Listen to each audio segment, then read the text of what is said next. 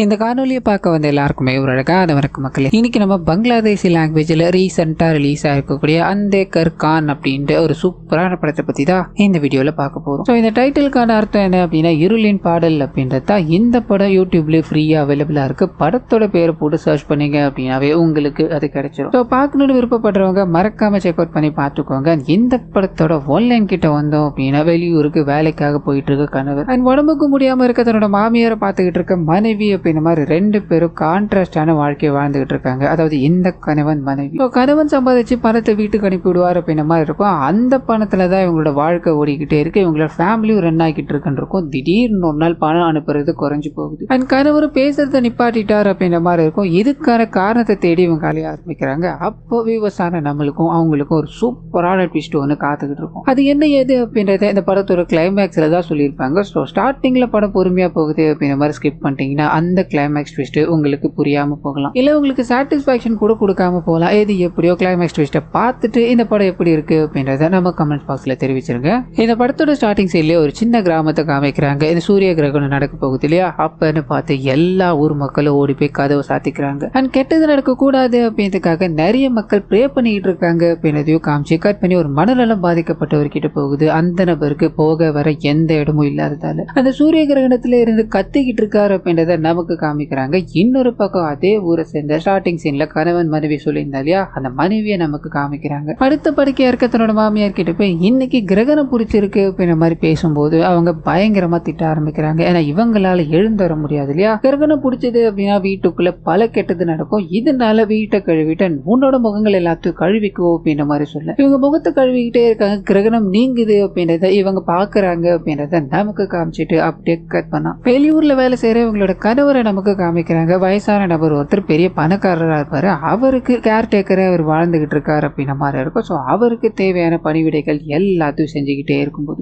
இந்த வருஷம் ஒரு மாதிரி வித்தியாசமான வருஷம். இப்பதான் ஒரு கிரகணம் போச்சு இல்லையா, மறுபடியும் இன்னொரு கிரகணம் வரப்போகுது அப்படின்ற மாதிரி அந்த வயசானவர் பேசிக்கிட்டே இருக்கும்போது வயசானவரோட பையன் ஃபோன் பண்ற, அவர் எடுக்கிறதா தெரியல. அண்ட் பக்கத்துல இருக்க ஹீரோ அந்த போன் எடுத்து பேசினா என்ன, உங்களோட பையன் உங்களை விசாரிக்கணும்னு தானே போன் பண்றான்லாம் சொல்ல இவருக்கு செம்ம கோவமாகுது. ஏன்னா பையனுக்கும் இவருக்கு ஏதோ ஒரு பிரச்சனை போயிட்டு இருக்கு போல. பையன் பயங்கரமான ட்ரக் அடிக்ட் ஆயிட்டாருன்னு இருக்கும். ஸோ இதனால என் பையன் கிட்ட பேசணுமா வேணாமா அப்படின்னு தீர்மானிக்க வேண்டியது நான் தான். இதுல நீ தலையிடாத அப்படின்ற மாதிரி அவரை திட்ட இவர் பெருசா எடுத்துக்கிற மாதிரி தெரியல. ஸோ வேலைகள் எல்லாத்தையும் பார்த்துட்டு வயசானவருக்கு சாப்பாடு செஞ்சு கொடுத்துட்டு அவரை தூங்க வைக்கும் போது அவர் சம்பள கவரை கொடுத்து அனுப்புறாரு. அங்கிருந்து பஸ் பிடிச்சி தன்னோட ரூமுக்கு போக உடல்நிலை பயங்கர டயர்டா இருக்கு. படுத்து தூங்க ஆரம்பிக்கிறாரு. கட் பண்ணா இதுக்கு அடுத்த நாள் காலையில எழுந்ததும் முதல் வேலையா சம்பள கவர் இருக்கு இல்லையா, அதை பிரிச்சு பாக்குறாரு. அது எவ்வளவு சம்பளம் வந்திருக்கு அப்படின்ற மாதிரி ஒவ்வொரு நோட்டா எண்ணி வச்சுக்கிட்டே இருக்கும்போது அதுல ஒரு சில காசை மட்டும் தனியா எடுத்து வைக்கிறாரு. அங்கிருந்து கிளம்பி வேகமா இந்த மணி ஆர்டர் அனுப்புவாங்க இல்லையா, அந்த இடத்துக்கு பணத்தை கொண்டு போய் நீட்டாரு. ஒரு 8000 ரூபாய் அதுல கொடுக்குறாரு அப்படின்ற மாதிரி இருக்கும். அவங்க 8000 ரூபாய் தானப்பா, மணி ஆர்டர் அனுப்பிடுவா அப்படின்ற மாதிரி கேட்க ஒரு மாதிரி தலையை சொல்லிடுறாரு. நீங்க வேணா ஒரு 1000 ரூபாய் கொடுத்துருங்களேன், 7000 ரூபாய் அனுப்புங்களேன் அப்படின்ற மாதிரி 7000 ரூபாய் அனுப்பி வைக்க அப்படியே கத்தனா இந்த விஷயத்தை அவரோட மனைவி வாங்குறாங்க. கணவர் கிட்ட இருந்து வந்த பிறகு கம்மியா இருக்கு அப்படின்ற மாதிரியும் சொல்ல அவங்க பயங்கரமா திட்ட ஆரம்பிக்கிறாங்க. என்ன பாத்துக்கிறத தவிர அவனுக்கு வேற என்ன வேலை இருக்கு, பணத்தை இவ்வளவு கம்மியா அமிச்சா, நீ என்னோட செலவுகளை பாப்பியா இல்ல குடும்பத்தோட செலவுகளை பாப்பியா, ஏற்கனவே போன் பண்றது கிடையாது, போன் உடஞ்சு போயிருச்சு, லெட்டர் மூலமா தான் பேசிக்கிட்டு இருக்கான், இதுல இது வேற யாரு பயங்கரமா திட்டிக்கிட்டே இருக்க. கட் பண்ண போனை கையில தான் ஹீரோ வச்சுக்கிட்டு இருக்காரு. அதுல லூடோ விளையாடிட்டு இருக்காரு அப்படின்றத நமக்கு இங்க காமிக்கிறாங்க. ஃபேமிலியை வேணும்னு இக்னோர் பண்ணிட்டு இருக்காரு அப்படின்றது நமக்கு புரிய ஆரம்பிக்குது. இன்னொரு பக்கம் இவர் வெயிட் பண்ணிக்கிட்டு இருந்தா இல்லையா, அதுக்கான காரணம் என்ன அப்படின்றது தெரிய ஆரம்பிக்குது. அந்த ஊர்ல எக்ஸ்போர்ட் கம்பெனி ஒண்ணு இருக்கும். அந்த கம்பெனிக்கு ஒரு லேடி வேலைக்கு போறாங்கன்னு இருக்கும். ஸோ அந்த லேடியை பார்க்கணும் அப்படின்றதுக்காக தான் இவர் காலையில குளிச்சு முடிச்சுட்டு கிளம்பி இங்க வந்து நின்றுட்டு இருக்காரு. ஸோ அவங்கள பார்த்ததும் அவங்க இவரை லைட்டா பார்த்துட்டு மூவ் ஆக ஆரம்பிக்கிறாங்க. அந்த சந்தோஷத்தோட வேலைக்கு போக கட் பண்ண வயசானவரோட பையன் சொல்லியிருந்தா இல்லையா, அந்த பையன் வீட்டுக்கு வர ஆரம்பிக்கிறான். அப்பா கிட்ட பேச ஆரம்பிக்கிறான். இனிமேல் அந்த அடிக்ஷன் நான் தொட மாட்டேன், எனக்கும் ட்ரக்ஸுக்கும் ரொம்ப தூரம்ப்பா அப்படின்ற மாதிரி சொல்ல அப்பா இது எல்லாத்தையும் கேட்டுட்டு சரிடா நீ ஒரு மாசம் என் கூட வந்து தங்கு, நீ கரெக்டா இருந்துட்ட அப்படின்னா அப்புறம் பாக்கலாண்டான்னு சொல்ல ஒரு எழுந்துக்கிறாரு. அங்கிருந்து போகலான்னு ட்ரை பண்ண ஏதோ ஒன்று உறுத்தலா இருக்கு. திரும்புறாரு. அப்பா நான் கடை வாங்கிட்டேன், நான் உங்க கூட வந்து தங்குறத பத்தி பிரச்சனை இல்லப்பா, நான் இங்க வந்து தங்கணும் அப்படின்னா அது எல்லாத்தையும் கிளியர் பண்ணிட்டு போனோம் இல்லையா, இதனால ஒரு 5 லட்சம் ரூபாய் கொடுத்து உதவ முடியுமாப்பான்னு கேட்க இவருக்கு தெரிஞ்சு போயிடுச்சு பையன் அந்த ட்ரக்குக்காக தான் கேட்கறா அப்படின்றது. நீ எல்லாம் திருந்த மாட்டேடா, நீ என்ன ஆனாலும் சரி திருந்தறதுக்கு வாய்ப்பே கிடையாதுடான்னு திட்டிக்கிட்டே இருக்க இவரோட சுயரூபம் இங்க தெரிய ஆரம்பிக்குது. அப்பா முன்னாடி எடுத்து ட்ரக்ஸ் எல்லாத்தையும் போட்டுக்கிட்டு ஆமா நான் திருந்த மாட்டேன் தான், இப்ப அதுக்கு என்ன பண்ணலான் இருக்க, ஒழுங்கா நான் கேட்ட காசை கூடியா அப்படின்ற மாதிரி அப்பா கிட்ட சண்டைக்கு போக இங்க ஹீரோ இருக்கா இல்லையா, அவர் தான் தடுத்து விட்டாரு. தம்பி நீங்க முதல்ல இங்க இருந்து கிளம்புங்க அப்படின்ற மாதிரி அனுப்பிக்க பயங்கர கோவத்தோட அவர் அங்கிருந்து போகிறார் அப்படின்றத காமிக்கிறாங்க. கட் பண்ணா ஊருக்குள்ள போகுது. ஊருக்குள்ள ஒரு மனநலம் பாதிக்கப்பட்டவர் இருக்கா இல்லையா, அவருக்கு ஹீரோவோட மனைவி கூட்டு வந்து சாப்பாடு போட்டுக்கிட்டு இருக்காங்க அப்படின்ற மாதிரி இருக்கும். வீட்டுக்குள்ள உட்கார வச்சு போட்டுக்கிட்டு இருக்காங்க. இந்த விஷயத்த உடம்புக்கு முடியாம இருக்க இவங்களோட மாமியார் இருக்காங்க இல்லையா பாத்துடுறாங்க. அவனை நீ எப்படி வீட்டுக்குள்ள சேர்ப்ப, உனக்கு அறிவு இருக்கா இல்லையா அப்படின்ற மாதிரி படுத்துக்கிட்டே இருந்தாலும் பயங்கரமான வார்த்தைகளால திட்டிக்கிட்டே இருக்கு. அந்த நபரை அவங்க அங்கிருந்து அனுப்பி வெளியே போய் சாப்பாடு கொடுத்துக்கிட்டே இருக்காங்க. அண்ட் உள்ள பண்ண விஷயங்கள் எல்லாத்துக்கும் மன்னிச்சிருங்க அப்படின்ற மாதிரி இவங்க கிட்ட போய் மன்னிப்பு கேட்கலாம் ட்ரை பண்ண முடிய கையோட பூச்சி இழுத்துக்கிட்டு, என் பையன் இல்ல அப்படின்னா நீ என்ன வேணா பண்ணுவியாடி, உனக்கு அந்த அதிகாரத்தை யார் கொடுத்தா அப்படின்ற மாதிரி பயங்கரமா கொடுமைப்படுத்த ஆரம்பிக்கிறாங்க. கட் பண்ணா ஹீரோ கிட்ட போகுது. அதை பொண்ணை பார்க்கணும் அப்படின்ற மாதிரி முடிவு பண்ணிட்டார் இல்லையா, அதாவது டெய்லி பாப்பாரு. அந்த இடத்துக்கு போய் நிக்க ஆரம்பிக்கிறாரு, அவங்கள பார்க்க ஆரம்பிக்கிறாரு. அது மூலமா அவங்களோட வாழ்க்கை எப்படி இருக்கு அப்படின்றத நமக்கு காமிக்க ஆரம்பிக்கிறாங்க. சோ ஒரு எக்ஸ்போர்ட் கம்பெனில வேலை செய்யறாங்க அப்படின்ற மாதிரி இருக்கு இல்லையா, தொடர்ந்து 4 மாசங்கள அவங்க தான் பெஸ்ட் ஒர்க்கர் அப்படின்ற மாதிரி அவார்டு வாங்கியிருப்பாங்க. இதனால அதை எம்டி இருக்காரு, அதாவது அந்த கம்பெனியோட எம்டி, அவர் கூப்பிட்டு இவங்களை பாராட்டுறாரு. இவங்களுக்கு கண் கலங்க ஆரம்பிக்குது. எனக்கு ஏழ்மை குடும்பத்துல இருக்க இவங்களுக்கு இப்படி ஒரு நல்ல நல்ல வார்த்தைகளை நீ நல்லா ஒர்க் பண்ற அப்படின்ற மாதிரி சொன்னாங்க இல்லையா, அந்த வார்த்தைகள் ரொம்ப சந்தோஷமா இருக்கு அப்படின்ற மாதிரி இருக்கும். எல்லாத்தையும் முடிச்சுட்டு வீட்டுக்கு போறாங்க. அங்க அந்த ஊர்லயே பொறுக்கி மாதிரி ஒருத்தர் சுத்திட்டு இருப்பான். இவங்களை காதலிக்கணும் அப்படின்ற பேர்ல பயங்கரமா துன்புறுத்த ஆரம்பிக்கிறா. வழக்கம் போல இன்னைக்கும் வீட்டுல வந்து பிரச்சனை பண்ணிக்கிட்டே இருக்க கடுப்பாகிறாங்க. முதல்ல இங்கிருந்து வெளியே போடா அப்படின்ற மாதிரி துரத்தி அடிச்சுட்டு அதை நினைச்சு ஃபீல் பண்ணிக்கிட்டு இருக்காங்க அப்படின்றத காமிச்சு கட் பண்ணி ஹீரோ கிட்டே போகுது. அவரோட ரூம் பாத்தீங்கன்னா ஷேர் பண்ணி தங்குற ரூமா இருக்கும். புது நபர் இங்க தங்க வராரு அப்படின்ற மாதிரி இருக்கும். ஸோ அவருக்கு தேவையான இடங்கள் எல்லாத்தையும் இவர் ஒதுக்கி கொடுத்துட்டு வெளியே வராரு. ரத்தக்கரைகளோட ஒரு புறா பறக்க முடியாம கஷ்டப்பட்டுக்கிட்டு இருக்குது அப்படின்றத கவனிக்கிறாரு. வேக வேகமா முதலுதவி எல்லாத்தையும் கொடுத்து பக்கத்துல ஒரு கூண்டு இருக்கும், அதுல போட்டு வளர்க்கிறாரு அப்படின்றத நமக்கு இங்க காமிச்சிட்டு அந்த முதலாளியோட பையன் இருக்கா இல்லையா, அவங்க கிட்ட போகுது. அவன் அப்பா கேட்டா பணம் தரமாட்டாரு, என்ன பண்ணலாம் அப்படின்ற மாதிரி ஃப்ரெண்டு கிட்ட யோசிக்க, அப்பாக்கு சாகர வயசு தான் இல்லையா, செத்து போயிட்டாரு அப்படின்னா மொத்த சொத்தம் உனக்கு தான்டா,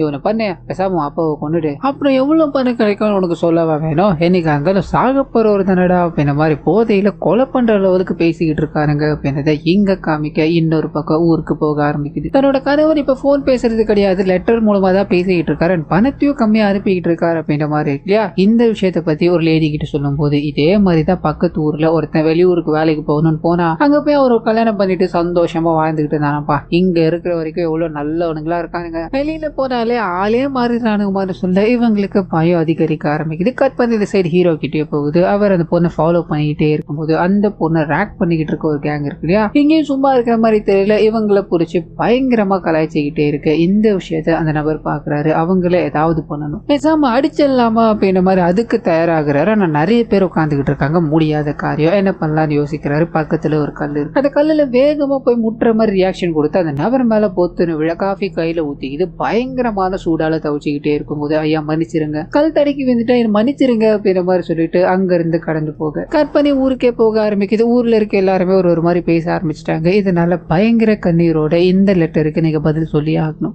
இப்பெல்லாம் எதுக்காக என் கூட பேசவே மாட்டீங்க அப்படின்ற மாதிரி அழுது புலம்பி ஒரு லெட்டர் எழுதி அனுப்பு, அதாவது கண்ணீரோட ஒரு லெட்டர் எழுதி அனுப்பு. அந்த விஷயத்த இந்த ஹீரோ பாக்குறாரு அப்படின்ற மாதிரி இருக்கும். பார்த்ததும் என்ன ரியாக்ட் பண்றதுன்னு தெரியாம ஒரு ஓரமா அப்படியே எடுத்து வச்சுட்டு தன்னோட காதலியை சந்திக்கணும் அப்படின்ற மாதிரி போக ஆரம்பிக்கிறாரு. அவங்க ஃபாலோ பண்ணிட்டு போய்கிட்டே இருக்கும்போது அவங்களுக்கு ஒரு வளையல் பிடிச்சிருக்கும், அது காசு அதிகமா இருக்கு அப்படின்றதுனால வாங்காம வந்திருப்பாங்க. இதனால இந்த வளையல வாங்கிட்டு அவங்க வேலை செய்யற ஒரு செக்யூரிட்டி கிட்ட பேசி கொடுக்கலாம் அப்படின்ற மாதிரி ட்ரை பண்ண செக்யூரிட்டி தான் பின்னாடி ஒருத்தர் ஃபாலோ பண்ணிட்டே வரான். மேபி அவன் திருடனா இருக்கலாம் அப்படின்ற மாதிரி ஆளுங்களை வர வச்சு பயங்கரமா அடிக்கும் போது ஒரு மன்னிப்பு கேட்கிறாரு. நான் உங்க பின்னாடி வந்ததுக்கான காரணம் இதுதான் அப்படின்ற மாதிரி சொல்லி இந்த வலையில கொண்டு போய் அந்த பொண்ணுகிட்ட கொடுக்க முடியுமான்னு கேட்க, இதை நீயே கொடுக்கலாம சொல்ல இவர் சொல்லக்கூடிய விஷயம் என்ன அப்படின்னா, நான் பாக்குறதுக்கு ஒரு மாதிரி மொக்கையா இருக்க, அவன் முன்னாடி போனா அவ ஏத்துப்பாளா ஏத்துக்க மாட்டாளா அப்படின்ற ஒரு பையன் இருக்கு, நீங்க கொண்டு போய் கொடுத்தீங்கன்னா அந்த சந்தோஷம் மட்டும் எனக்கு போதும், எனக்குள்ள இருக்கிற விஷயங்கள் எல்லாத்தையும் நான் இந்த லெட்டர் எழுதி இருக்க அப்படின்ற மாதிரி சொல்ல அவ சிரிச்சுக்கிட்டே இதை ஏத்துக்கிறாரு. கட் பண்ணா அந்த பொண்ணு கிட்ட இந்த செக்யூரிட்டி பேசுற மாதிரி காமிக்கிறாங்க. யார் யாருன்னே தெரியலமா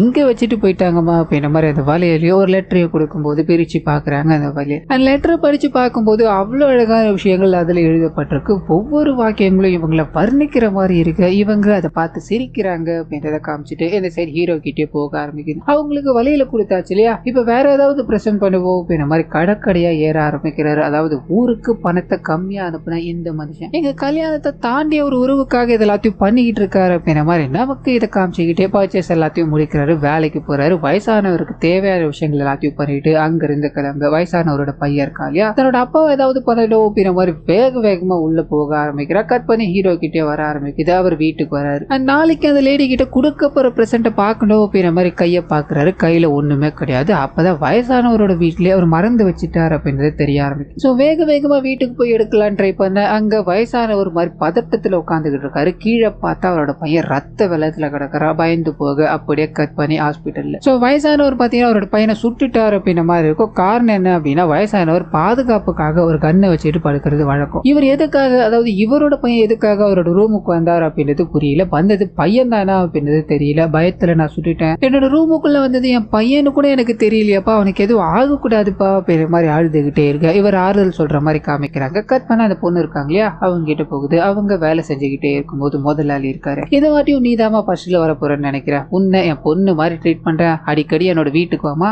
என்னோட ஃபேமிலியில இருக்க எல்லாருக்கிட்டையும் நான் உன்னை இன்ட்ரோ கொடுக்குற மாதிரி சொல்ல அவங்களுக்கு முதலாளி கிட்ட இருந்து இப்படி ஒரு நல்ல பேர் கிடைக்குது அப்படின்ற மாதிரி சின்னதா ஒரு சந்தோஷம். அப்படியே வெளியே போக செக்யூரிட்டி மறுபடியும் நம்ம ஹீரோ கொடுத்த கிஃப்ட் எல்லாத்தையும் கொடுக்கும்போது வாங்கிக்கிறாங்க. பறிச்சு பார்க்க ஆரம்பிக்கிறாங்க. இந்த வாட்டியும் ரொம்ப பிடிச்சி போயிடுது. அந்த நம்பர் யாரா இருக்கும் அப்படின்ற எண்ணங்கள் இவங்களுக்குள்ள ஓடிக்கிட்டே இருக்கு. அப்படியே கட் பண்ணி ஊருக்குள்ள போக ஆரம்பிக்குது. அந்த மனநல பாதிக்கப்பட்டவருக்கு சாப்பாடு கொடுப்பாங்க அப்படின்ற மாதிரி இருக்கு இல்லையா மனைவி, அவங்க இந்த வாட்டியும் சாப்பாடு கொடுத்துக்கிட்டே இருக்கும்போது வயசானவங்க, அதாவது படுத்த படுக்கையா இருக்கவங்க கவனிக்கிறாங்க. பயங்கரமா திட்ட ஆரம்பிக்கிறாங்க. என் பையன் லெட்டர் போட்டோம், அடுத்த வாட்டி உன்னை என்ன பண்ற பாரு அப்படின்ற மாதிரி அதை சொல்லி திட்டிக்கிட்டே இருக்கும்போது இவங்க சாப்பாடு எல்லாத்தையும் கொடுத்துக்கிட்டு இருக்காங்க. அந்த சமயத்துல தான் இவங்களோட கம்பல் உடஞ்சு போனதை கவனிக்கிறாங்க. கம்பல் உடஞ்சு போயிடுச்சு, என்ன பண்ணலாம் அப்படின்ற மாதிரி அதை எடுத்து பார்த்துக்கிட்டே இருக்கு. அப்படியே கட் பண்ணா தன்னோட காதலிக்காக ஒரு புது கம்பலை வாங்கி அதை இப்ப கொடுக்கலாம் அப்படின்ற யோசனையில இருக்க ஹீரோ காமிக்கிறாங்க. சோ மனைவிக்கு கம்பல் இல்லை அப்படின்னாலும் இங்க அவரோட காதலுக்கு கம்பலை வாங்கி வச்சிருக்காரு அப்படின்ற ஒரு ரெஃபரன்ஸை இங்க நமக்கு காமிச்சிட்டு கட் பண்ணி ஹாஸ்பிட்டல்ல காமிக்கிறாங்க. உடம்புக்கு முடியாம இருந்த அந்த வயசானவரோட பையன் கொஞ்சம் தேறிட்டான், ஆனா ஒரு பெரிய ஆபரேஷன் பண்ணணும் அப்படின்ற மாதிரி இருக்கும். இதனால வயசானவர் பயத்துல இருக்கும்போது இவரோட பையன் பண்ண தப்பு எல்லாத்துக்கும் மன்னிப்பு கேட்க ஆரம்பிக்கிறா.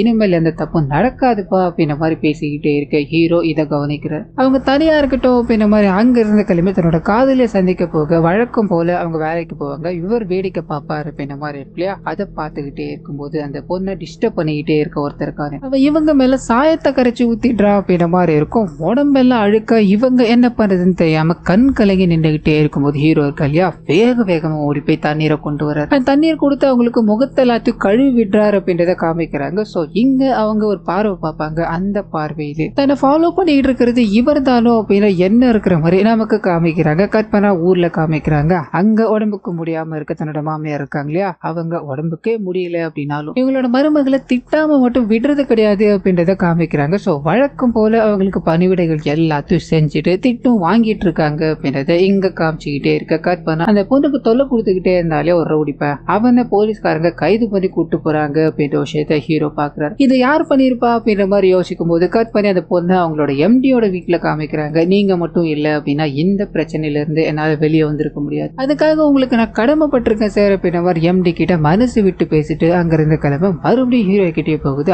அவருக்கு வழக்கமா இவரோட மனைவி அழுது லெட்டர் எழுதியிருப்பாங்க இல்லையா, அந்த லெட்டர் கிடைக்குது. அந்த குடும்பத்துல எவ்வளவு கஷ்டமா இருக்கு அப்படின்றதையும் அதுல எழுதியிருப்பாங்க. அந்த விஷயங்கள் எல்லாத்தையும் பார்த்துட்டு லெட்டர் எழுதலாமா அப்படின்ற மாதிரி நோட்ல பென் எடுத்து வைக்க, ஆனா என்ன எழுதுறதுன்னு தெரியல, எழுதலாமா வேணாமா அப்படின்ற ஒரு யோசனை. அப்படியே அழிச்சு வச்சுட்டு பணத்தை மட்டும் கொஞ்சம் எக்ஸ்ட்ரா அனுப்பி வைக்கிறாரு. அதாவது ஊருக்கு கொஞ்சம் எக்ஸ்ட்ரா மரியாதை அனுப்பி வைக்கிறாரு அப்படின்ற மாதிரி இருக்கும். இந்த விஷயத்த இவரோட மனைவி வாங்குறாங்க. அதுல லெட்டர் இல்ல. இது நேரம் வரைக்கும் அவர் ஏதாவது ஃபார்முலா வச்சு பேசி லெட்டர் எழுதியிருப்பாரு. இந்த வாட்டி லெட்டர் இல்ல, பணம் மட்டும் தான் இருக்கு அப்படின்றத தெரிஞ்சுக்கிட்டு இவங்க ஏங்குறது எல்லாமே கணவரோட பாசத்துக்கு தான். அந்த பாசத்துக்கு முன்னாடி இந்த பணம் தேவை கிடையாது அப்படின்ற மாதிரி தூக்கி போட்டு அழுதுகிட்டே இருக்கு. இது சைடு ஊர்ல இருக்க அந்த பொண்ணை காமிக்கிறாங்க. அவங்களுக்கு மறுபடியும் ஒரு கிஃப்ட் வந்துகிட்டே இருக்கும்போது செக்யூரிட்டி கிட்ட இந்த வாட்டி இதுக்கு மேல கிஃப்ட் வாங்க முடியாது, அதுக்கு பதிலா நான் ஒரு கிஃப்ட தரேன், இதை கொண்டு போய் கொடுத்தவங்க கிட்ட கொடுங்க அப்படின்ற மாதிரி ஒரு லெட்டர் கொடுக்கும்போது அவர் அந்த லெட்டரை தூக்கிட்டு ஹீரோவை பார்க்கணும்னு போக ஹீரோ வேலைகள் எல்லாத்தையும் முடிச்சுட்டு வீட்டுக்கு போக ஆசையா ஒரு புறா வளர்த்தார் இல்லையா, அந்த புறாவை அங்க சுத்திக்கிட்டு இருக்க ஒரு பூனை கடிச்சு கொதறி சாவடிச்சிருச்சு அப்படின்ற மாதிரி இருக்கும். வீடு முழுக்க ரத்தமா இருக்கு, என்ன பண்ணுறதுன்னு தெரியாம பூனையை தருத்தி விட்டுட்டு அங்க இருக்கிற விஷயங்கள் எல்லாத்தையும் கழுவிக்கிட்டே இருக்கும்போது செக்யூரிட்டி வந்து பாக்குறாரு. என்னையா ரத்தமா இருக்கு அப்படின்ற மாதிரி விஷயங்கள் எல்லாத்தையும் கேட்டு தெரிஞ்சுக்கிட்டு சரி நீ சோகமா இருப்ப, உனக்காக ஒரு சந்தோஷமான செய்தி வச்சிருக்க அப்படின்ற மாதிரி அந்த லேடி கொடுத்த லெட்டர் கொடுத்துட்டு போகும்போது இவருக்குள்ள நம்பிக்கையே இல்லை அப்படின்னாலும் இது நம்பிதான் ஆகணும் உண்மை. அந்த சந்தோஷத்தோட வாங்கிட்டு போக மறுபடியும் ஊருக்குள்ளே போக ஆரம்பிக்குது. கணவர் எந்த விதமான ரெஸ்பான்ஸும் பண்ண கிடையாது. இப்போ லெட்டர் கூட அனுப்புறது கிடையாது இல்லையா, இதனால பயந்து போய் நான் கணவர் தங்கிட்டு இருக்கா இல்லையா, அந்த ஊருக்கு போய் அவருக்கு என்ன ஏதுன்னு பார்த்துட்டு வந்துருவா. அவரோட லெட்டர் இப்பெல்லாம் ஒழுங்கா வர்றது கிடையாதுன்னு சொல்ல இவங்க அனுமதிக்க தயாரா இல்லை. என்ன யார் பார்த்துப்பா, அதான் பணம் வந்திருக்குல்ல அதை வச்சு மேனேஜ் பண்ணிக்க இருக்கப்போ புருஷனை ஒழுங்கா பாத்துக்கல, அவன் ஊரை விட்டு போயிட்டான், இதுக்கெல்லாம் நீ அழுதுகிட்டு இருந்த எப்படி அப்படின்ற மாதிரி கொச்சையான வார்த்தைகளால திட்டி அனுப்ப இவங்க அழுதுகிட்டே தூங்க ஆரம்பிக்கிறாங்க. இன்னொரு பக்கம் ஹீரோக்கு அவரோட காதலி கிட்ட இருந்து லெட்டர் வந்துச்சு இல்லையா, அந்த லெட்டரை பிரிச்சு படிக்க ஆரம்பிக்கிறாரு. நீங்க யார் என்ன அப்படின்றதுல எனக்கு தெரியாது, ஆனா நீங்க ஒவ்வொரு வாட்டியும் லெட்டர் கொடுக்கும்போது அதுல இருக்க வரிகளால நீங்க என்ன எவ்வளவு காதலிக்கிறீங்க அப்படின்ற விஷயம் புரிஞ்சு போயிடுச்சு. நான் உங்களை நேர்ல பார்க்கணும்னு ஆசைப்படுறேன், நாளைக்கு ஒரு பர்டிகுலர் இடத்துல நீங்க என்ன வந்து சந்திக்க முடியுமா அப்படின்ற மாதிரி எழுதி வச்சிருக்காங்க. சோ இதுக்காக இவர் ப்ரிப்பேர் ஆகிறார் அப்படின்றத நமக்கு காமிக்க மறுபடியும் ஊருக்குள்ளே போக ஆரம்பிக்குது. மனைவி இருக்காங்க இல்லையா, அவங்க தூக்கத்துல இருந்து அந்த வயசான அம்மாவை பார்க்கலான்னு போக அவங்க மூச்சு முட்டி இறந்து போய் கிடக்குறாங்க அப்படின்றது தெரிய ஆரம்பிக்குது. பயந்து போய் வெளியே வரும்போது மனநல பாதிக்கப்பட்டவர் இருக்கார் இல்லையா, அவர் தான் வீட்டு வாசல்ல உட்காந்துக்கிட்டு இருக்காரு. பில்லவை அழுத்தி அவர் தான் சாகடிச்சார் அப்படின்றதோ காமிக்கிறாங்க. சோ இவர் சாகடிச்சதுக்கான காரணம் என்ன அப்படின்ற மாதிரி கேட்கும்போது மௌனமா இருக்காரு, இவங்களை பார்த்து முறைச்சுக்கிட்டே இருக்காரு. சோ என்ன நடந்திருக்கும் அப்படின்ற மாதிரி நாம கெஸ் பண்ணலாம் ட்ரை பண்ண அந்த நபர் வீட்டுக்கு வரும்போதெல்லாம் இந்த லேடி திட்டிக்கிட்டே இருப்பாங்க இல்லையா, வழக்கம் போல பசி எடுத்ததுன்னு இவர் வீட்டுக்கு வந்திருக்கணும், ஹீரோட மனைவியை தேடி அலைஞ்சிருக்கணும், இல்லாததால இவங்களை பார்த்திருக்கணும், சாப்பாடு கேட்கும் போது இவங்க திட்டி இருக்கணும், கடுப்புல கொலை பண்ணிருக்கலாம் அப்படின்ற மாதிரி நாம எடுத்துக்கலாம். கட் பண்ணா இந்த சைடு அந்த பொண்ணு இருக்காங்க இல்லையா, அவங்க கிட்ட போக ஆரம்பிக்குது. தான் காதல் என்ன பார்க்க போறோம், அவன் எப்படி இருப்பான் ஏது இருப்பான்லாம் தெரியாது, இருந்தாலும் அவனை நமக்கு பிடிச்சிருக்கு அப்படின்ற சந்தோஷத்துல ஆசையா கிளம்பி போய்கிட்டே இருக்கு. அதே மாதிரி ஹீரோவும் ஒரு ரிக்ஷாவை பிடிக்கிறாரு, அதுல டிராவல் பண்ணிட்டு வந்துகிட்டே இருக்கும்போது இவரோட ஓனர் இருக்கார் இல்லையா, அவர் போன் பண்ணி உடனடியா நீ ஹாஸ்பிட்டல் போக முடியுமா, என்னோட பையனுக்கு ஆபரேஷனா, என்னால போக முடியாது, நீ போய் தாண்டா ஆகணும் அப்படின்ற மாதிரி டிமாண்ட் பண்ண வேற வழி இல்லாம ஹீரோயினை பார்க்காம இவர் வண்டியை திருப்பிட்டு போக அப்படியே கட் பண்ணி இந்த சைடு ஊருக்குள்ள தன்னோட மாமியார் இறந்து போயிட்டாங்க, இதுக்கு மேல இங்க இருக்கிறதுல அர்த்தம் இல்லை அப்படின்றத புரிஞ்சுக்கிட்டு வேகமா தன்னோட கணவரை பார்க்கணும் அப்படின்றதுக்காக சிட்டிக்கு தன்னோட கை குழந்தை எடுத்துக்கிட்டு கிளம்ப ஆரம்பிக்கிறாங்க அப்படின்றத காமிச்சிட்டு இந்த சைடு ஹீரோ இருக்கா இல்லையா, அவர் ஹாஸ்பிட்டல் போறாரு, ரொம்ப நேரம் காத்துக்கிட்டு இருக்காரு அப்படின்ற மாதிரி இருக்கும். ஆபரேஷன் எப்ப நடக்க போகுது, தன்னோட காதலியை பார்க்கணுமே அப்படின்ற மாதிரி நேரங்கள் செல்ல ஆரம்பிச்சுக்கிட்டே இருக்க பயப்படுறாரு. அந்த சமயத்துல தான் இவருக்கு அந்த செக்யூரிட்டி கிட்ட இருந்து ஒரு போன் வருது. இவரோட காதலி இருக்காங்க இல்லையா, இவருக்காக காத்துக்கிட்டே இருக்க அந்த சமயத்துல யாரோ ஒருத்தரால கெடுக்கப்பட்டு அவங்க சூசைட் பண்ணிக்கிட்டாங்க அப்படின்ற தகவல் கிடைக்குது. உடஞ்சு போயிட்டார், பேச வார்த்தைகளே இல்லாம இருந்து வேகமா போய் அவங்க பின்னாடி ரவுடித்தனம் பண்ணிட்டு ஒருத்தன் தெரிஞ்சிட்டு இருந்தா இல்லையா, அவனோட கழுத்தை பிடிச்சி இதுக்கு பின்னாடி நீ தானடா இருக்க, உனக்கு எப்படிடா மனசு வந்தது அப்படின்ற மாதிரி அவனோட கழுத்தை நெரிச்சு சாகடிக்கணும்னு ட்ரை பண்ணிக்கிட்டே இருக்கும்போது செக்யூரிட்டி ஓடி வந்து தடுக்கிறாரு. இதுக்கு பின்னாடி இவன் இல்லப்பா, அந்த பொண்ணோட முதலாளி தான்ப்பா இதை பண்ணியிருக்கான், நேத்து அந்த பொண்ணு அவரோட வீட்டுக்கு போயிருப்பா, வீட்டுல ஆளே இல்லாத நேரம் பார்த்து அவர் தப்பா நடந்துக்க முயற்சி பண்ணியிருக்காரு, எவ்வளவோ போராடி இருக்கு, தப்பிக்க முடியலப்பா, அதனால என்ன பண்ணுதுன்னு தெரியாம மானம் போயிருச்சு அப்படின்ற துக்கத்துல சூசைட் பண்ணிக்கிட்டாப்பா அப்படின்ற மாதிரி அழுது பேசிக்கிட்டே இருக்கும்போது இங்க இவர் மௌனமாகறாரு.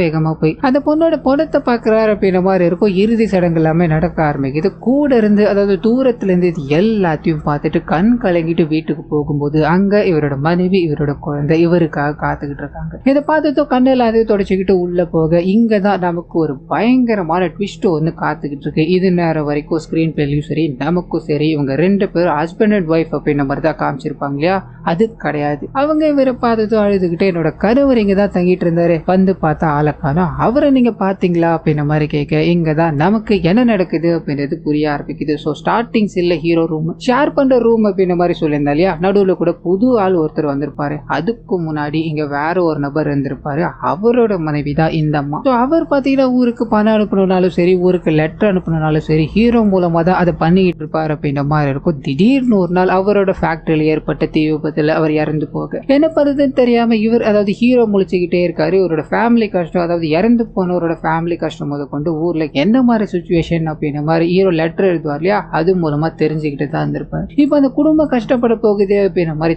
தன்னோட கை காசுல இருக்க கொஞ்சம் விஷயங்களை எடுத்துட்டு போய் தான் இவர் மாசம் மணி ஆர்டர் பண்ணார் அப்படின்ற மாதிரி காமிச்சிருப்பாங்க. ஸோ உங்களோட கணவர் இறந்து போயிட்டார் அப்படின்ற விஷயத்த என்னால லெட்டர்ல எழுத முடியல, எப்படி நீங்க அதை எடுத்துப்பீங்களோ அப்படின்ற ஒரு பயந்தா இருந்தது, அதனாலதான் உங்களோட கணவரோட போன் இல்ல அப்படின்ற மாதிரி லெட்டர் மூலமா நான் உங்ககிட்ட கம்யூனிகேஷன் பண்ணிக்கிட்டு என்னால முடிஞ்ச உதவிகளை உங்களுக்கு பண்ணிட்டு இருந்தேன் அப்படின்ற மாதிரி சொல்ல கணவர் இறந்து போயிட்டாரு. அங்க அதாவது கிராமத்திலயும் இவங்களோட மாமியார் இறந்து போயிட்டாங்க, இதுக்கு மேல நம்ம எங்க போக போறோம் அப்படின்ற மாதிரி அழுதுகிட்டே இருக்கும்போது இவர் அதாவது ஹீரோ இருக்காங்க அவரோட வாழ்க்கையும் இங்க எண்ட் ஆயிடுச்சு. அதாவது ஒரு பொண்ணை ஆசையா காதலிச்சாரு, அந்த பொண்ணு இறந்து போயிட்டாங்க இல்லையா, அதை நினைச்சு ஃபீல் பண்ண ஆரம்பிக்கிறாரு. அது ஒரு புறா வளர்த்தா இல்லையா, அது கூட ஒரு பூனை கொடூரமான முறையில சாகரிச்சிருச்சு, அதே மாதிரிதான் இவரோட வாழ்க்கையும் இப்ப நடந்துருச்சு அப்படின்ற மாதிரி அந்த லேடி கிட்ட புலம்பி இது ஒரு வாழ்க்கையா, இந்த வாழ்க்கையை வாழ்றதுக்காக தான் நாம இவ்வளவு கஷ்டப்பட்டுக்கிட்டு இருக்கோமா அப்படின்ற மாதிரி புலம்பிக்கிட்டே இருக்க இவங்க தன்னோட கை குழந்தையோட உட்காந்து அழுதுகிட்டு இருக்காங்க. இப்போ இவங்களோட வாழ்க்கை என்ன ஆக போகுது, இவங்களோட வாழ்க்கையே ஒரு கேள்விக்குறியாயிருச்சு அப்படின்ற மாதிரி இந்த படத்தை இதோட முடிக்கிறாங்க. ஸ்டார்டிங்ல இருந்து இது வரைக்கும் பொறுமையாவே போய்கிட்டு இருந்தது அப்படின்னாலும் இது ஒரு வித்தியாசமான கதை தான். இது வரைக்கும் நம்ம எத்தனையோ படம் பார்த்துருப்போம் இல்லையா, அந்த மாதிரி இல்லாம ஒரு டிஃப்ரெண்ட் அட்டம்ப்டா இது இருந்திருக்கும். ஸோ அதனாலதான் எதுக்கு வியூஸ் கம்மியா பண்ணாலும் பரவாயில்ல அப்படின்ற மாதிரி இந்த வீடியோவை நான் மேக் பண்ணிட்டேன். ஸோ